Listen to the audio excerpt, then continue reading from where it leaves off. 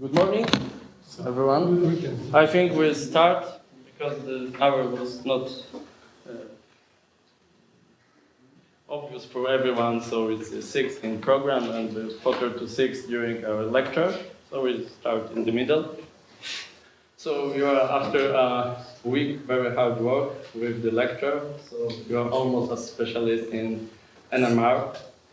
So today I wanted to ask you to carry on some experiments by yourself on our spectrometer in Poznan. So I think it could be very nice to use a spectrometer. We need some support from Poznań because our spectrometer is not able to use it only by remote control, and we have to use it with control on site.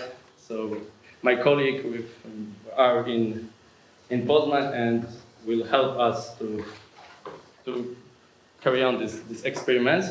In the beginning, I only want to say some, or recall you some information. You, of course, got it during the lecture, but why MRI and why did people start to working with MRI? It's quite simple. Till the 60s, people want to do get any information about the body, any image of body, can use only X-ray. So X-ray in this time were not so very healthy for people. So they're thinking how to change it, to improve the method of imaging.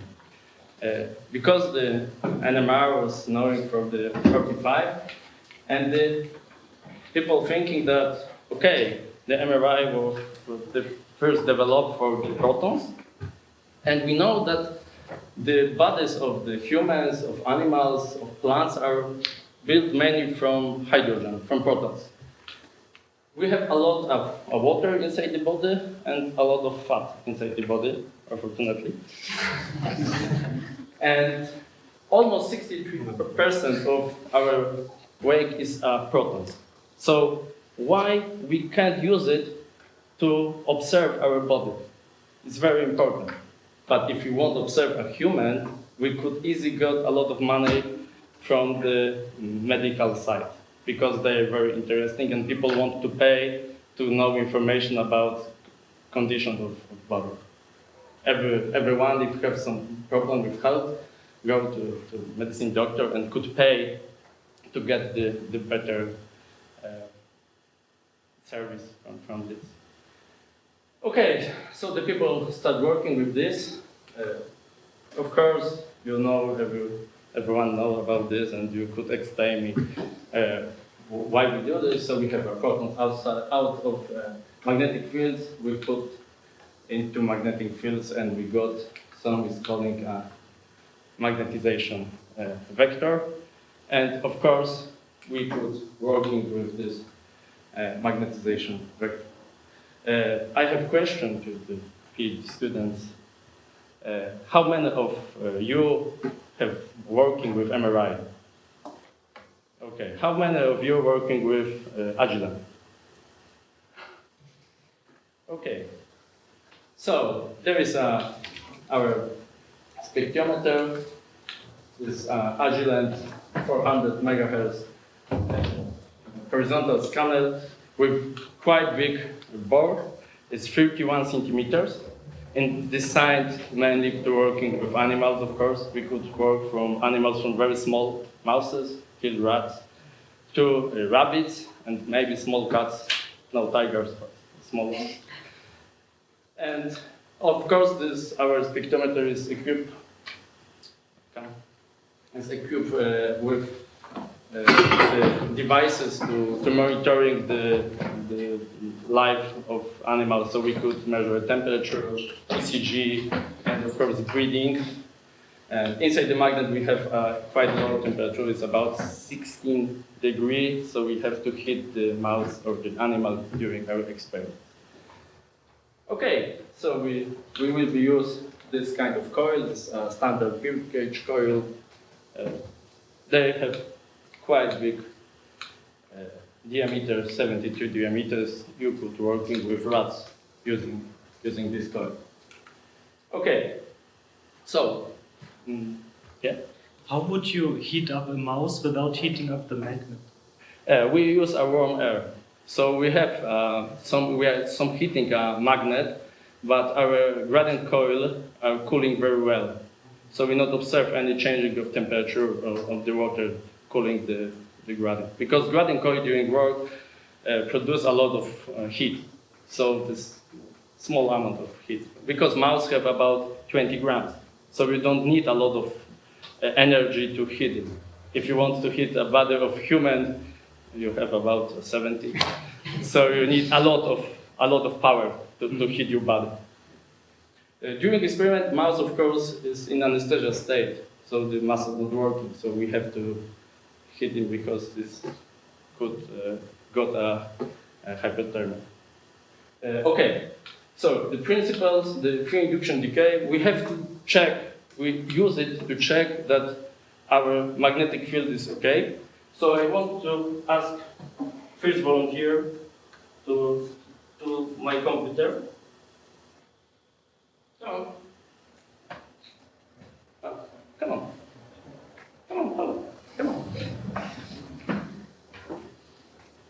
Okay, it's our program. It's our program to carry on the experiment of our spectrometers. Okay. Yeah, it's working. Okay, and in the beginning we try to change.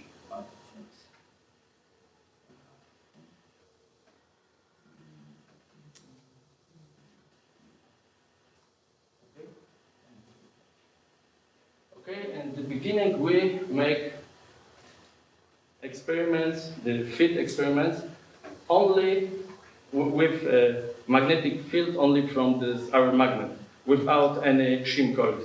So there is I show you the spectrum. Okay. Yeah. Okay. Does AGLM still make imaging equipment, or have they stopped doing it as well? I stopped during working with NMR at all. So it's a big problem. Okay, so we got yeah, it's a problem in Europe, of course, because it's a problem with service.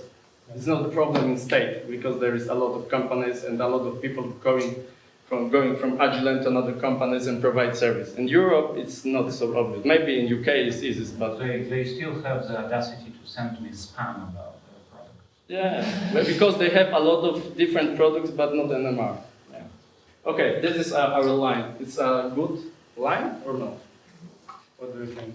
Not very good. Not really good. Okay, bad. So we Define good. yeah, define good. We can measure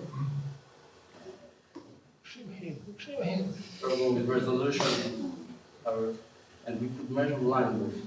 Okay. Yeah, line width. Okay.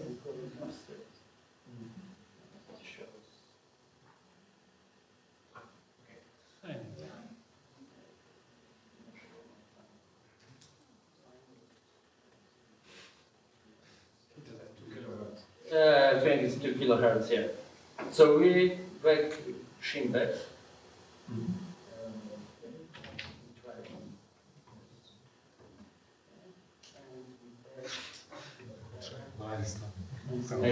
Serious.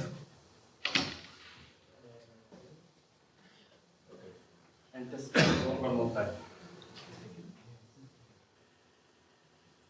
Okay, so we use now shim coils, and we get line have about, I think, 90-20 hertz. Oh, it's the first row. This place especially for you. Okay, so thank you very much for this moment. Yeah. Okay.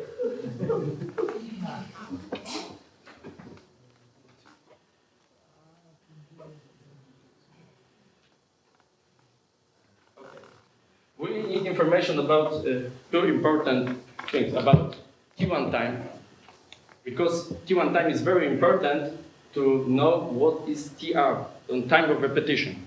So if you're working with new object, we have to know what is the T1 time, because if you have no information about T1 time, it's very hard to carry on good experiment, because our TR could be too short, and we have to T1 weighted images, or be too long, and we have to wait too long time for our experiment.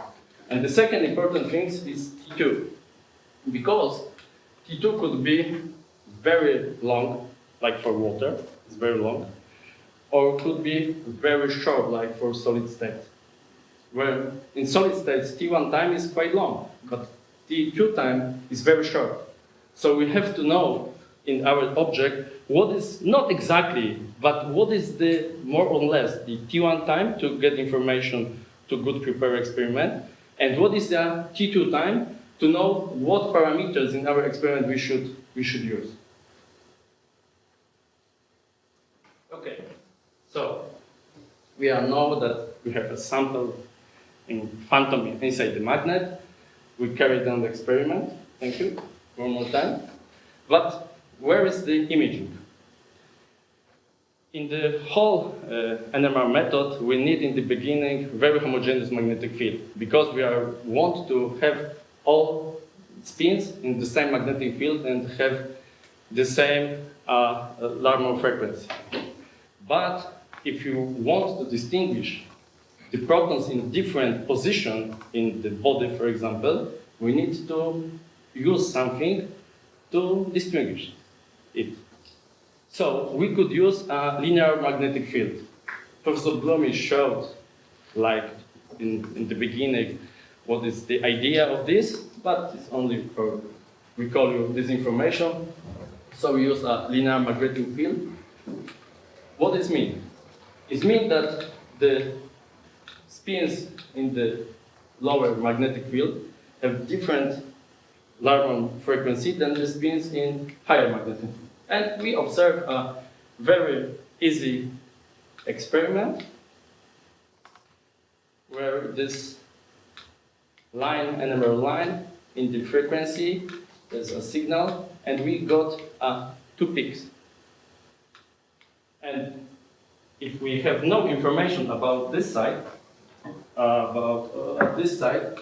we have no idea that there is a different amount of substance or is a different amount of object. And the people thinking, what to do to know that there's a different amount of substance in capillaries or the different amounts of objects. We could rotate the gradient. And this guy, Paul Artenburg, got a Nobel Prize in medicine, of course, not in physics. And they showed the back projection reconstruction method to get first MRI images. So they rotate the gradient. Of course, we could rotate the object, but if you imagine that you are inside the magnet and you want to get information about your brain, so during experiment you will be rotating to get information, and still be in the same position, because if you moving your head, it will be a lot of artifacts, so it's a problem. So this method was of course popular in state, but they need some power of computers to calculate it.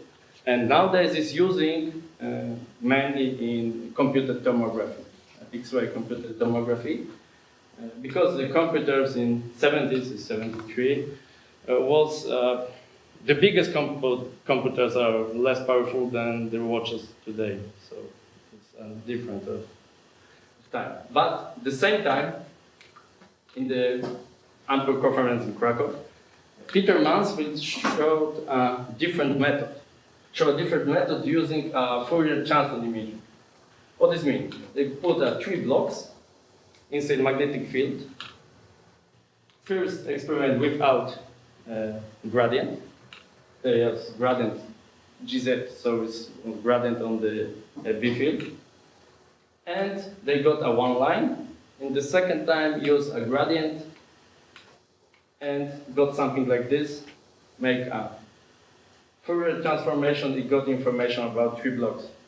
Of course, today we got a better information, but it's the first step. And nowadays, all laboratories on the world using Fourier imaging. But I don't know any laboratory in the world and the hospital nowadays which use a back projection reconstruction MRI imaging. Okay, so when we use one gradient and we have different alarm frequency, we have only information in one dimension. But how to get information in the second dimension? So I need 3 volunteers now. Come on. 3 persons. Come on. One more. Come on. One more person. Come on. Okay. Here. Okay. You're in the middle. Okay. Okay. On clamp, you start rotating the right side. Right. Yeah. In the clockwork. Like that? When I clamp, okay. You are rotate very slowly. You are rotate on the middle, Yeah. and you are rotate very fast, and you stop on the clamp. Okay. Okay. Okay. So we start. And stop. What is changing now? Changing phase. Thank you very much for your help.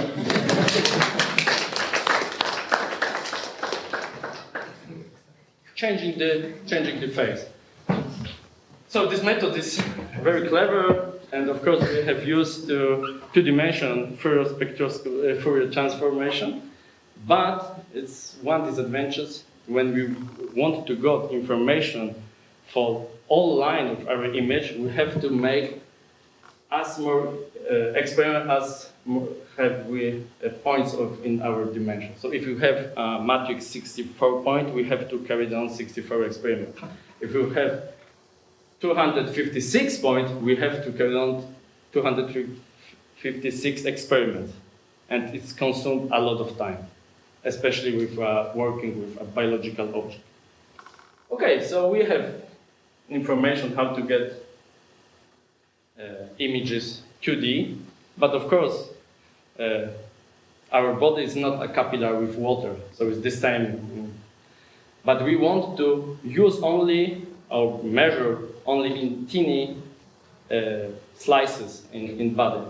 What we have to do? We have to use one more gradient, and we have to use a selective pulse. Why selective pulse?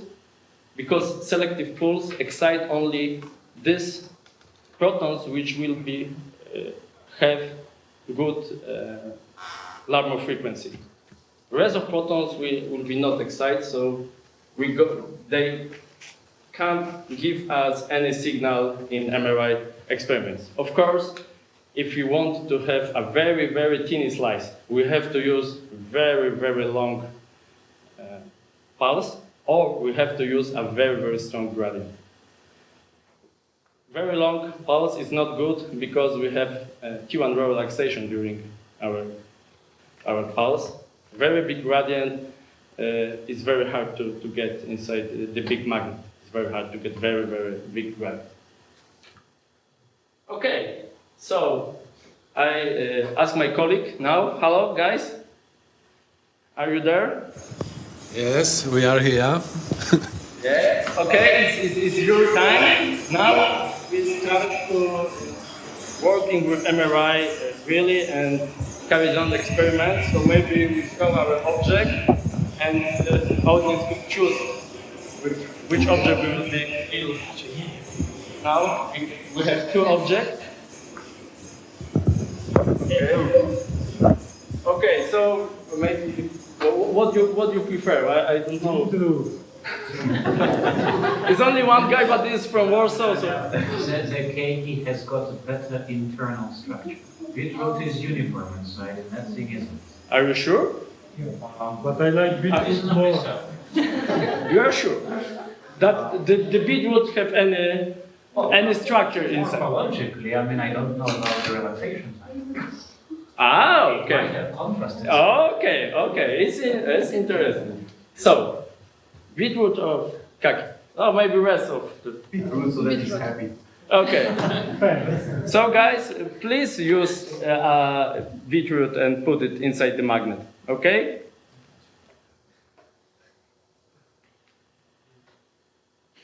Oh, hello? They are eating. Beetroot? Maybe kaki. Yeah. Okay. Yeah. Okay. This is Dr. Marek Kempka from our university, and now he take out our samples inside the magnet. The magnet is quite big, so we have put our sample about meter in the deep in the magnet. So it's okay. It's a special handler for mouses. I think this one is for mouses. Machine is a preclinical machine, am I right? Excuse me? It's not a clinical machine. It's a No, preclinical. it's preclinical machine. Yes, it's preclinical machine designed for animal. So 7 Tesla? 9.4, 400 megahertz. Okay.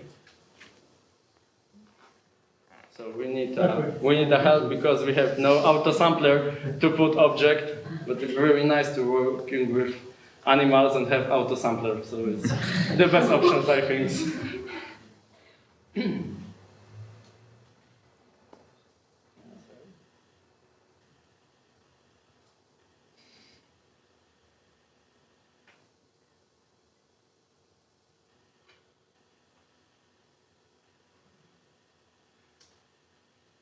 I think it's problem with tape.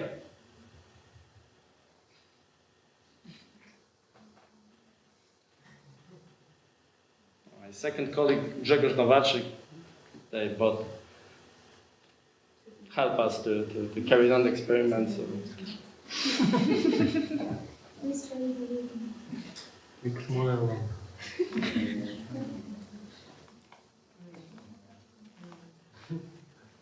And now imagine the same procedure with a mouse. It's no problem, and because when we work with mouse, we have several 5, 6, 7 wire, and we have some anesthesia gases. So it's sometimes something stuck in the so you don't know what's happened. Of course, we use tape when we do something. Okay, the guys put the beetroot inside. So could you tuning the prop head for us? Okay, the next step in any MRI experiment, we have to tune the prop head. This system have no auto tuning, so we use the special equipment is easier and faster to do. And now you could observe the absorption line, of course. So it's a really absorption line on prop head absorb the energy. So this coil is this coil have 2 orthogonal coils. So we have 2 channels, and they have to tune and match every channel to get very good signal and noise ratio. Because if we don't do this, we could problem with signal and noise ratio. Of course, we could have problem with too much power, because we have used quite big power during this experiment, about 500 watts. So it's a lot of power. Both coils are for transmission and for reception, or one is transmission and another is reception? One is transmission, one is reception. It should be orthogonal, but like all in the world, nothing is orthogonal in 100%. So it's very close to orthogonal. So these 2 channels depend, one for second one.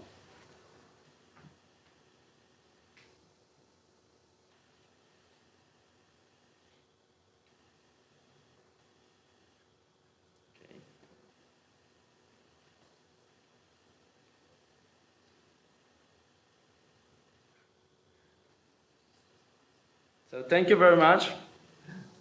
Okay.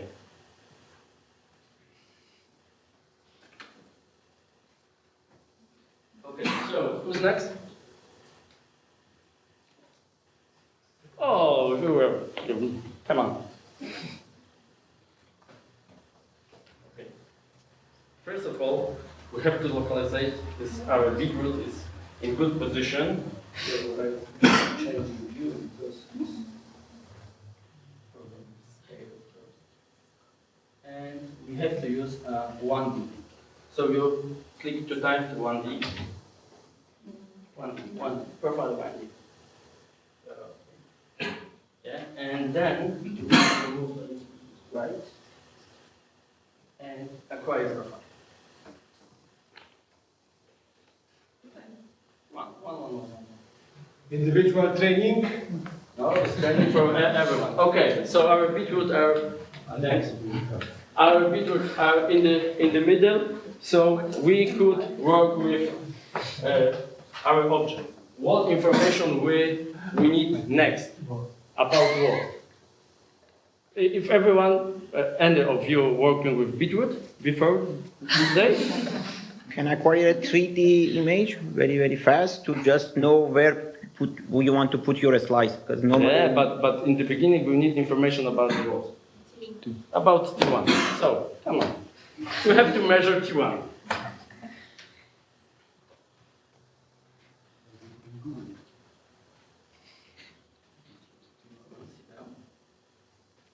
So from relaxometry, from this, you have to choose to and T1. You choose T1. Okay, and then you just move this one down. Sorry, I showed. Okay, and go with. Oh no. Go to the 2 times to T1. Yeah. Okay. So, what do you think? What could be T1 in period? More or less? 5 seconds, 10 seconds, 1 1 second. second. 1 second. 1 second. Okay, 1 second. So, in the target T1, use target here, 1000 milliseconds. 1000, enter, okay. And set T1 array, okay. And in TR, you use at least 5. So use 6. 6,000, of course. Okay, and go right, because we need to check the, we have to check the longness of the pulses, 100, 150 and 300.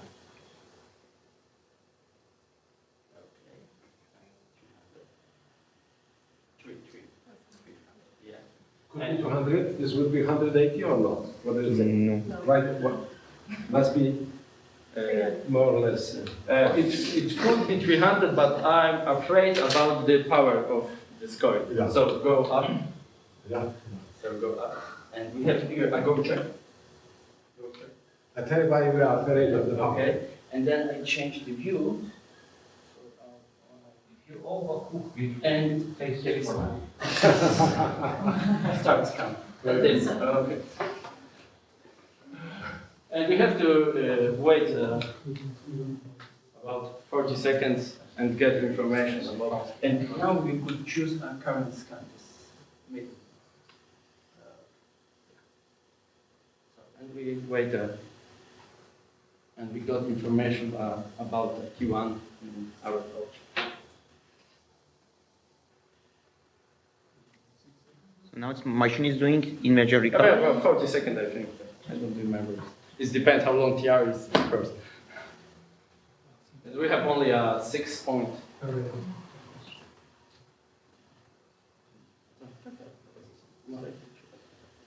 Okay, so we got a line. We check. You know where experiment is going on. You know where.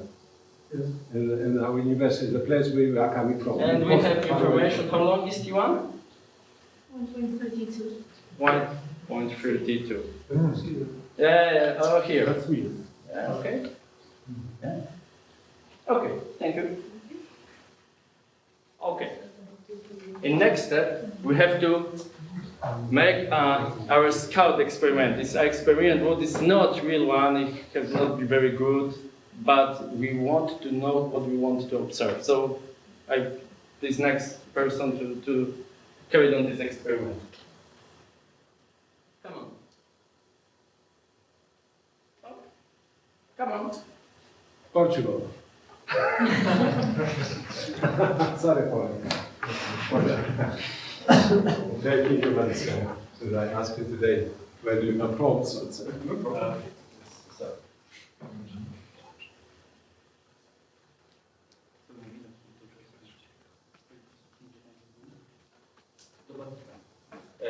We choose a scout to time. Yeah? Okay.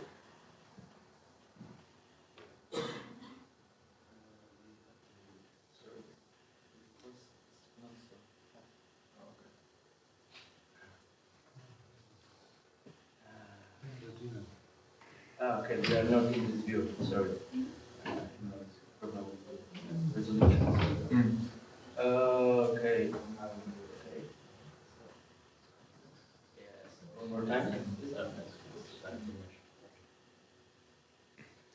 So, here we have information about matrix, 128 to 138. Our coil is 72 millimeters, so our field of view, so what is could observe, could be 70. Now we have a 10 centimeters, 100 millimeters, so we could use a 70. Put 70. 70 by 70? 70. 70. No, it's and 70, okay? And enter. Okay? Okay, we use again. Please use gain. Gain. Yeah, okay. Okay, and now start scan. Okay, and we change the view. Okay, yeah, okay. And it's take about, I think, 10 seconds, maybe. Okay, so I choose.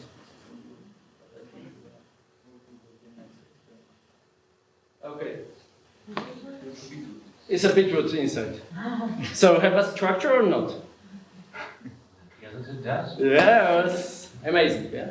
Yeah. Okay. It was, I back my... Oh, okay. You could stay, of course.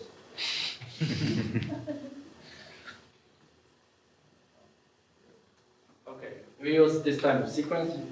Gradient echo is very fast, but we have 2T star contrast. Of course, we don't have to use a P half pulse. We could use a 15 degree, for example, to have a very short repetition time. And we got the information about our beetroot from this. But if you want to get information of really contrast T2, we have to use this type of sequence. And maybe back to our spectrometers.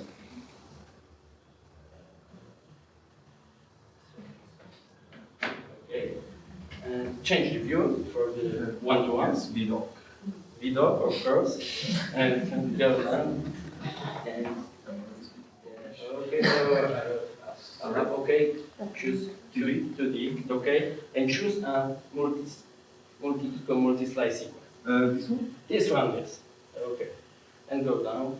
And go to one. Okay. Why do we see no susceptibility artifacts? It's like susceptibility of beetroot is the same as susceptibility of artifacts. I think it's in this experiment, it's very hard because we have a lot of artifacts, different ones. So if you measure the using a spin echo sequence, you could of course observe, and our holder got a susceptibility artifact, so we have a lot of different things inside the magnetic field. During a standard high-resolution experiment, you have very good glass, and you have only a sample inside. But during working with scanner, we have a lot of things inside the magnet, and you have a very big problem with susceptibility artifacts, of course. Okay, so we have to, you choose a field of view, of course. You have to change the TR. not TR. What was T1 time? 1.35 or more or less. So we need 5 seconds would be enough, or you? yeah, 4.5 maybe will be okay. We have to use at least three T1 time, at least T1 time. So it's a little bit only contrast by T1 time. If you use a shortest one, you very big contrast from T1, and we could lose a lot of information from the spins which have very long T1 time. If we use a longest, more than 5 T1 have no sense because we have to waiting a lot. We could use eco time, the shortest, so we could use a minimum. Okay, and we have a number of ecos. There is a very important information here. How long is the scan? 10 minutes. Okay, could you change this one? The matrix resolution? Yeah. 64 by 64. Okay. 2 minutes. The first one is resolution in the frequency.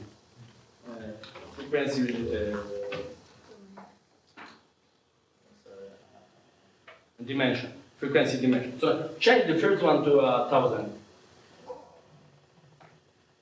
It's not changing our time.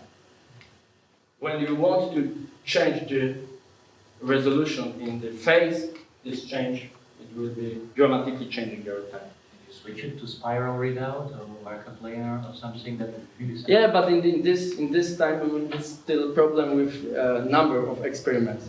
You have to choose another. Yeah, just leave it on 1024. How long? Sorry. Oh, I've just been playing around. Okay, yeah, it's 1 hour, so We don't really have. we will be still working with this till our supper. Okay. So we're back to my presentation. No, but Okay. So we could choose another. It's calling a fast spin echo. When we got information about several lines during one experiment. So in this case, it's 5 lines. If we got information with 5 lines, we have a 5 times shortened experiment. So it's very, of course, in this sequence, we could got a lot of artifacts because of problem with echo, a problem with a lot of gradients, phase, of course, gradient which we use, but our time is very short. So we back to our experiment, to our spectrometer, and then back to 2D. Yeah, so we should go left and right. Where you determine the number of echoes per excitation? Here you have not determined yet. No, it's only this is a standard spin echo. So It's not the MSME. Okay. The number 16 is number of echoes. It's CPNG sequence. You could choose a 32. It will be multiplied this echo time. Yeah. Okay, and we use F sense. Okay, go.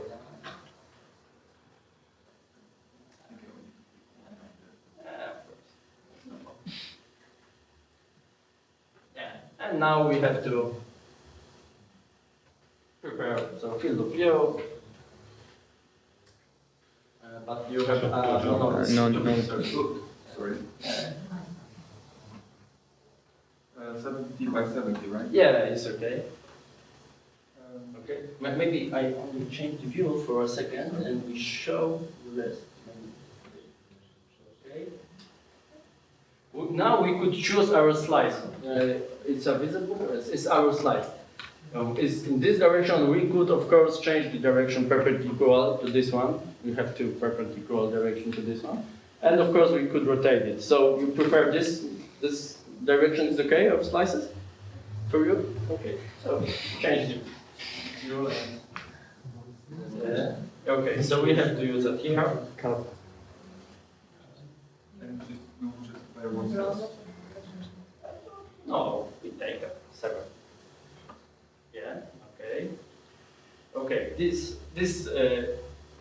echo is, I think, is okay. This is a K0 information. The K0 information told us what is the impact of T2 or our images. So if we use a K04, the effective TE or echo time is 40 milliseconds. So we have two-weighted images. If we use 1, it will be 10 milliseconds. So it could be as thin density images. So I think it's 4 is okay. So this is a data matrix. 256. I think it's okay. It's very nice. And it only take 2 minutes 30 seconds. So I think we could use a game.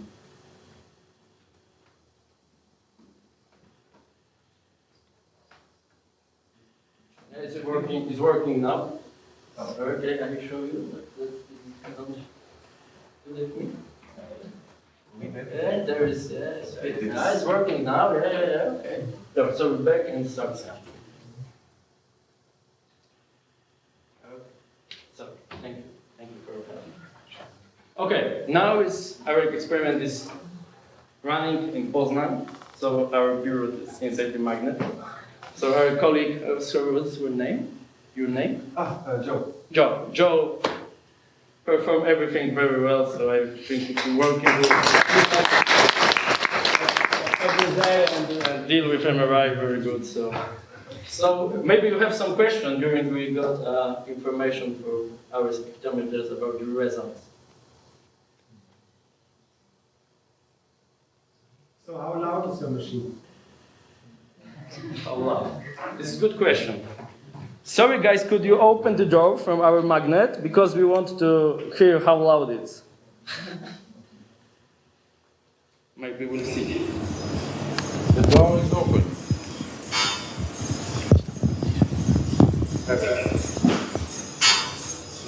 Experiment is a very long period between one and pulse. But if you move find the experiment cardio, noise from gradient every time. About 5,000 pulse, 100 pulse, 10 minutes. It's very nice. Okay, thank you. Yeah, welcome.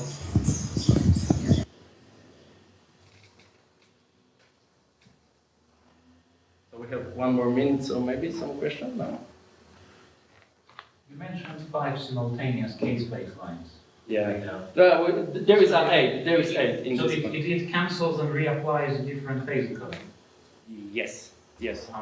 How? I mean, of course, if you go, for example, for the 5th slice, it would have decayed somewhat. Does it rescale them before the correction is formed? Mainly it's due because of gradient. The fields have very hard gradient. If you go there, the gradient is smallest. If you have smallest gradient, your signal is strongest. So it's some kind of equilibrium between your gradient and your echo time. But it's fast, but because of this have a lot of artifacts, but it's quite fast. So you could get good information, but it's very hard to calculate a 2T time from this.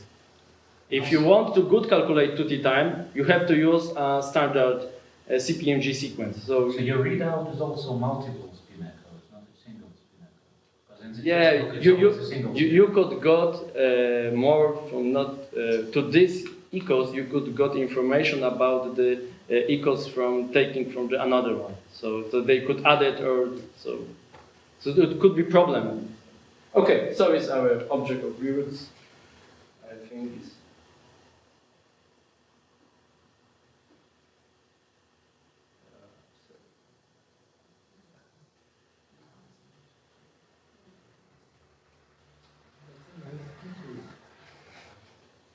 I think it's quite good resolution. So, of course, we could use much more T2 time and got information only on the side. If you cut the bitrate inside, you could observe the rings, but all it's very red.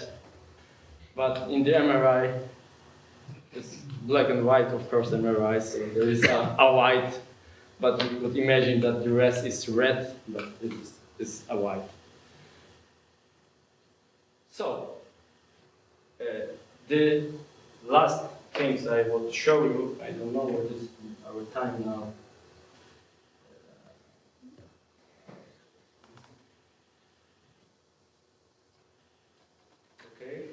is T1 contrast imaging. There is two methods to do this. The first time, we have a very short repetition time. In this case, we are all components with very long T1 are disappearing because they have no chance to relaxate and give impact to this NMR signal. But if you want to observe any special T1, you have to use some filters. So you could use a P-pulse. It could be soft pulse, or it could be hard pulse, but it have to be P-pulse. And the tau is very important because tau is taken from this. We know that the magnetization is in 0, in the 0.69. So if we want to avoid to observe any MRI signal from this sample server T1, for example, 1 second, we have to put a 690 milliseconds tau before the P-pulse, and we got T1 contrast image. So maybe I'll run it. This experiment. Why is the first gradient on X positive? Me? When that sequence you've shown, Yeah, the sequence is only a sample, yeah, so... and then I'd expect the first gradient on X to be negative.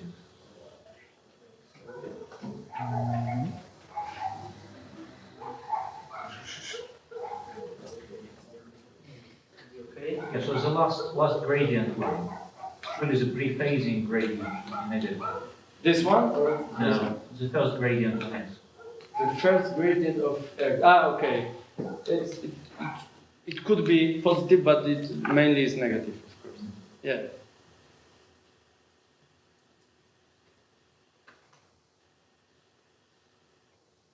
Okay, we use the same sequence.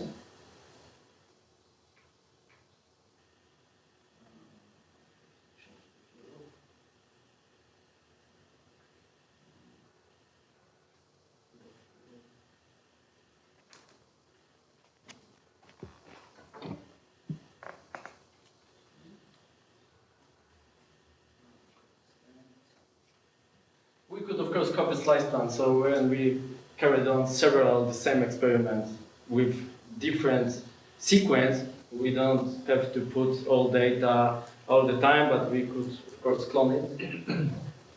And we made a TR as minimum, K0 to 1, to get information from spins, all spins. And we use dummy scans to saturate a little bit our part with wrong relaxation. And we have dummy scans too. We make, for example, 6. I think it's not take a lot of time. We'll proceed again.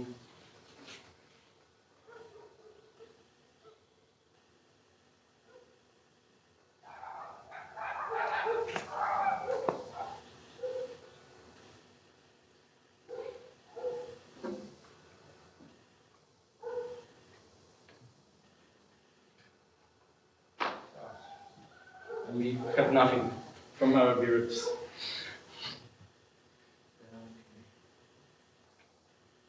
Maybe it's too short for the time.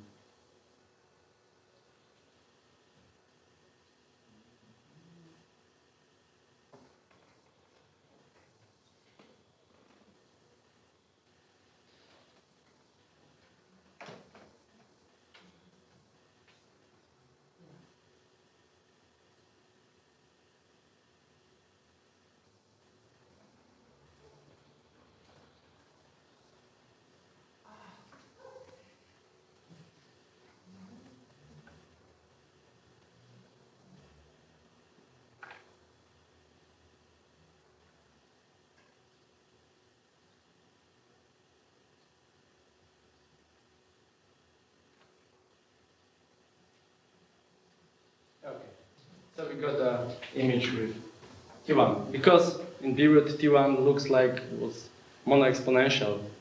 So we got information from every proton inside. So there's a T1 weighted with spin density. So we observe all the protons we have any impact to the signal. So this is our kaki is waiting for the experiment. And in the end, I want to show you some example of the using of using of MRI. This right image is made in our laboratory. It's a mouse, normal mouse without any disease. This is a left ventricle of mouses. This have about 9 millimeters, so the resolution is quite good. This one is from human. This dimension is 40 millimeters. I know exactly. So this is a different. If you want to observe this heart on this scanner, is impossible because of problem with resolution. So I want to thank you for attention and I'm waiting for a question, so comments if you have. Thank you very much.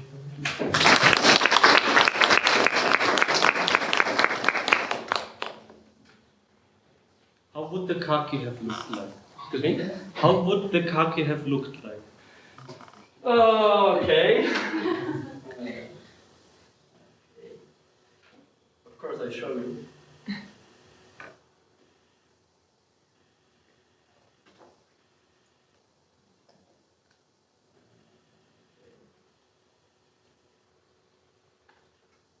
It's all the kaki, so some. Not this one. So this is a kaki and T2 and T1. So if you add, you got a kaki at all, I think. So it's an image of kaki. I do it before. It was my first time with kaki in MRI, so it's new for me too. We deal with beetroots from time to time because it's quite interesting. Nobody thinking that it's interesting to observe in MRI because mainly they use fruits, orange or the lemon or something because they have a very nice structure. But I think this type of fruits have a nice structure too and maybe something different. Those dark shadows on the edges of the image, is this the wavelength effect? Yeah, this is a problem. They're here, yeah? This is a problem with B1. I see. It's a problem with B1 because if you want to use a bird cage, a B1 is homogeneity about this 70% inside. If you want to get a better homogeneity, you have to use a millipede coil. But the millipede coil has disadvantage because they only produce a very small diameters. We have a 40 millimeters millipede coil, and they have very nice B1. We check it. We use our oil to check it how big is homogeneity of B1. We just recorded a T1 rated image of the beetroot. Yeah. You said T1 rated. Yeah. So I suppose the different brightness stands for different T1 types. Yeah? Yeah, but if you have almost the same T1 in all fruits, so it's no different. So you are still observe the spin density. Because if you observe the T1, you of course observe a spin density too. What does the brighter spot mean? I think that is the more proton. That is, yeah, there is a more proton. There is a more proton. In this case, that's only density. yeah, So it's not longer T1 or shorter T1. yeah, because there looks like one. In this type, we have at least 2 T1, so we could observe the with longest T1 and the shortest T1. So this is a spin density, this is a T1. So there is a difference, it's very easy, so you could observe the I don't know what it's called, the skin of the...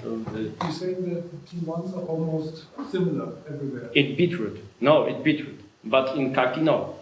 In packing, no. If you're working with, for example, brain, you have very different T1 from brain and from Tom Gray, yeah, maybe in web, and from type of fluid. So it's very different in T1. So you could observe you have different T1 in the tumor and different T1 in the normal brain. Use this 690 milliseconds or something as a filter for the T1 Yeah. equal 1 second. Yeah, if you want to, if you want to arise any T1 you know, if you know that you have two T1 in the sample, one is 1 second and second one and 2 seconds. If you want to observe only this longest one, you have to use the filter, and your shortest one is disappear from the image. But if you have a very short TR, the longest, of course, disappear, and the shortest will be observed. So you could, if a problem, if you want to observe very short echo, if your samples have very short T2 and a lot of components with very long T2, how to take out the long components of T2. This is a problem. In T1 is no problem because you have a filter and you could stop to observe this one. So that's all.